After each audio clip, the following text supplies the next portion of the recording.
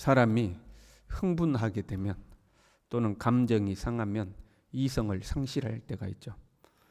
그동안 지켜왔던 모든 규범들이 다 무너져 내리는 그런 때가 있습니다. 사람이 싸울 때 보면 그렇잖아요.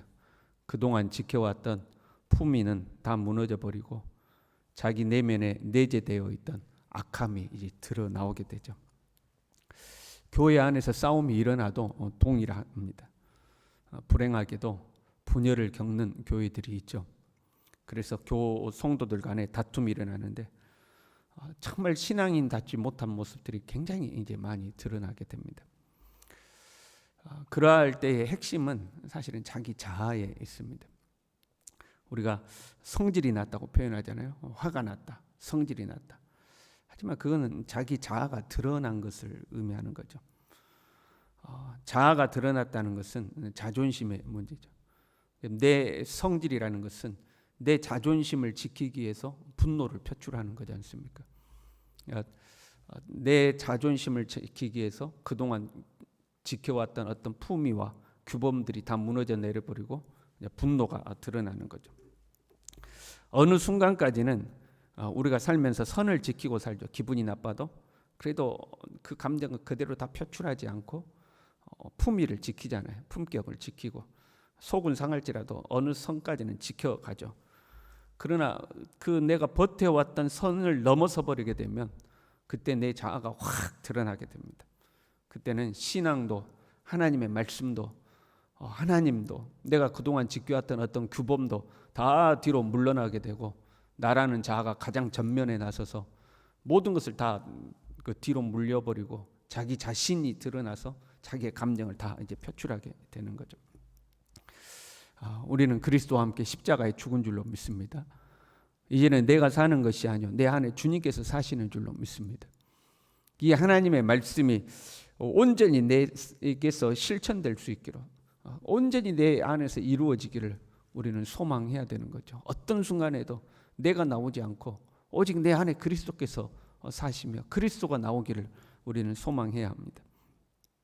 오늘 본문은 요시야 왕의 아들 여호야김 제4년에 있었던 사건입니다. 지금 에레미야 후반부에 기록되어 있지만 사실은 이제 전반부에 기록되어 역사적 순서상으로는 맞습니다.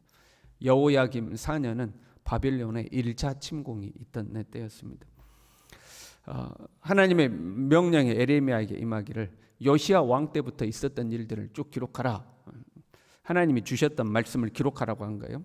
요시야 13년부터 여호야김 4년까지는 23년의 시간입니다. 그러니까 23년 동안 하나님의 말씀을 전해온 거거든요. 그동안 에레미야에게 임했던 하나님의 말씀을 에레미야가 에레미야에게 기록하라고 하는 거죠. 에레미야는 활동이 현재 이 규제를 받고 있는 상황이었기 때문에 바룩을 불러다가 바룩에게 하나님의 말씀을 기록하도록 하였습니다. 바룩이 에레미야가 불러준 말씀을 쭉 기록한 거예요. 그래서 바룩에게 그 말씀을 하나님의 성전에 들어가서 낭독하라 하고 이야기한 거죠. 제5년 9월에 이게 뭐 즉각 한 게 아니고 하나님의 말씀을 기록하는데도 시간이 필요했고 또 그 말씀을 선포하는 금식일이 오기를 또 기다렸어요. 그래서 제5년 9월에 백성들이 금식일 날이 되어서 이 금식일 날은 보통 이제 1년에 한 번 대속죄일 날 전 백성들이 모여서 하나님 앞에 금식하거든요. 근데 그건 7월 달입니다. 근데 9월 달에 모인 걸로 돼 있는 것이 그냥 특별히 어떤 금식할 일이 있어서 모인 것 같아요.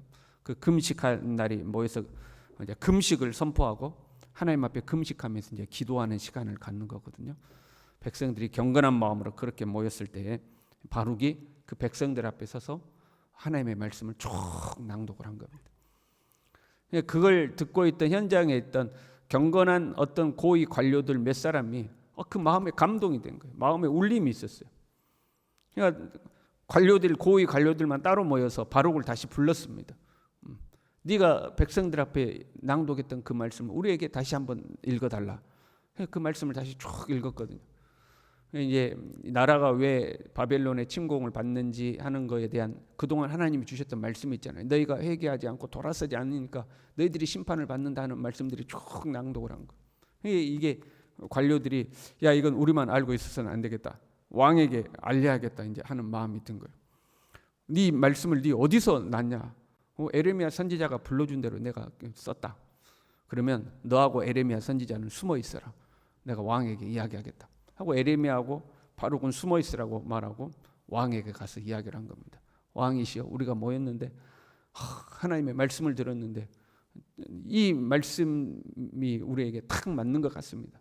왕이 야, 그 두루마리 가져와라. 두루마리를 이렇게 가지고 온 거예요. 왕 앞에서 읽으라고 한 거죠. 9월이라 날씨가 이제 그 지역에서는 추웠기 때문에 왕이 난로를 피워놓고 그 앞에 앉아 있었는데 말씀을 서너 장쯤 읽으면, 서너 페이지쯤 읽으면 칼을 가지고 와서 그 두루마리를 칼로 찢어가지고 그 난로에다 던져서 불로 태워버리는 겁니다. 그래서 그 관료들이 왕이야, 그렇게 하지 마십시오. 그런데도 읽으라 해갖고 읽으면 또 쫙 찢어가지고 불로 태워버리고 이제 불로 태워버리는 거죠. 그러면서 바룩과 에레미야를 잡아와 하고 이제 그들을 체포하라는 명령을 내린 겁니다. 관료들은 왕과 그 왕의 신하들이 그 하나님의 말씀을 들을 때에 옷을 찢기를 기대를 한 거죠. 그래서 온 나라가 회개하기를 기대를 한 거죠. 24절에요. 왕과 그의 신하들이 이 모든 말을 듣고도 두려워하거나 자기들의 옷을 찢지 아니하였다. 옷을 찢기를 기대했는데 옷을 찢지를 않는 거예요. 회개하기를 기대했는데 회개를 하지 않는 거예요. 오늘 말씀에 보면 이제 1절부터 보면 유다의 요시야 왕의 아들인 여호야김, 요시야의 아들이라는 걸 강조를 하고 있어요. 왜냐하면 요시야는 성전을 수리하던 중에 율법책을 발견하거든요. 그 율법책을 발견하고서 그 말씀을 읽을 때 옷을 찢고 하나님 앞에 무릎을 꿇거든요. 아버지가 그랬던 것처럼 이 아들도 말씀을 들을 때 옷을 찢기를 원했는데 옷을 찢기는커녕 하나님의 말씀을 찢어버린 겁니다. 말씀을 찢어서 불에다 던져버린 거죠. 왜 그랬을까 하는 거죠. 왜 그랬을까? 이 왕은 먼저는 하나님에 대한 두려움이 없는 거죠. 그렇잖아요. 말씀을 찢는다는 것은 하나님을 찢어버리는 거나 다름이 없는 겁니다. 지금 오늘을 사는 우리 시대에도 성경을 함부로 대하지 않잖아요. 성경을 찢어버린다거나 성경을 발로 툭툭 찬다거나 그러지 않잖아요. 지금처럼 하나님의 말씀이 흔한 시대에 가정마다 성경책이 몇 권씩 있고 핸드폰 안에가 또 성경이 들어있고 그런 시대에도 성경책을 함부로 대하지 않잖아요. 우리가 다른 책은 던지고 발로 툭툭 차더라도 성경책은 그렇게 하지 않잖아요. 그런데 그 당시에 하나님의 말씀을 기록한 두루마리는 굉장히 귀한 것이고 값진 것이었습니다. 흔치 않은 거예요. 그런데 그 말씀을 이제 찢어다 불에 던져버리는 거죠. 왕이 칼로 그 말씀을 벨 때 그 마음의 태도가 어떻겠습니까? 마음이 쓰리고 아프고 어쩔 수 없고 그랬겠습니까? 얼마나 반항적인 태도였지 않겠습니까? 여호와의 말씀 같은 소리 하고 있네. 이것보다 뭐 더 심한 욕을 해가면서 그냥 말씀을 찢지 않았겠습니까? 아주 반항적인 태도를 보이면서 말씀을 찢어다 자기 앞에 있는 불에 막 던져버린 거죠. 하나님에 대한 두려움이 없는 거죠. 하나님에 대한 두려움이 없는 것이 기본이고, 그래도 하나님에 대한 두려움이 없으면 다 필요 없는 말씀이야. 다 가져가라고 그래. 필요 없어. 그럴 수도 있잖아요. 그런데 말씀을 찢어서 불에 던져버리는 것은 분노를 표출한 거죠. 왜 그랬을까 하는 거죠. 왜 그렇게 분노하면서까지 하나님의 말씀을 태워버렸을까? 사실 여호야김은 기분이 나쁜 겁니다. 바벨론에게 침공당했거든요. 그래서 전쟁에서 많은 사람들이 죽고 또 일부 사람들은 포로로 잡혀갔습니다. 처참하게 자기가 실패한 거죠. 왕으로서 얼마나 비참하고 자존심 상하고, 여러분 그러지 않겠어요? 자기가 다스리던 왕이 이방 나라에 침공당해가지고 철저히 짓밟혔는데, 그런데 에레미야는 거기다 대놓고 네가 왜 하나님 말씀을 안 듣냔 말이야. 네가 하나님 말씀을 안 들어서 이 징벌을 받은 거 아니야. 책망의 말씀을 선언한 겁니다. 여러분 그런 거 있잖아요. 내가 알지만 기분 나쁠 때 있잖아요. 그러니까 왕이 완전히 기분이 나쁜 거예요. 안 그래도 전쟁에 패하고 사람이 죽고 포로 잡혀가고 짓밟히고 그랬는데 거기다 대놓고 네가 잘못해서 그런 거야. 그러니까 완전히 이제 기분이 나쁜 거죠. 에레미야 저거 성전 출입 금지시켜 해가지고 에레미야는 성전 출입을 금지시켜 버렸거든요. 일종의 구금시키다시피 해버린 거죠.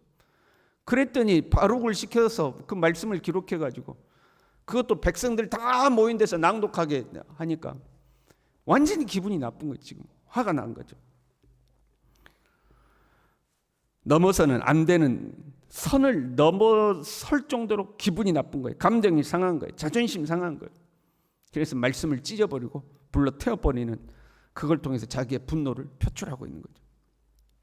살면서 여러분 기분이 나쁘면 안 돼요. 기분이 나쁘면. 근데 기분 나쁠 때가 있잖아요.